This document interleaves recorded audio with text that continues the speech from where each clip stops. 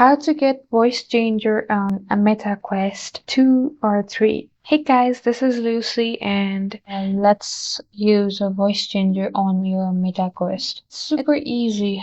So first, download voice mode from voicemode.net onto your PC.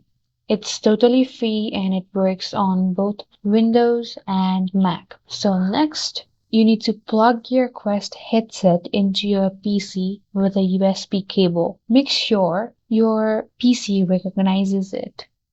After that, open voice mode and select the voice mode virtual microphone as your input device. Then you need to go into your VR game and change the microphone input to voice mode virtual mic. Now your voice will be changed in real time. Play with your friends in the metaverse and try out different voice effects. And that's it.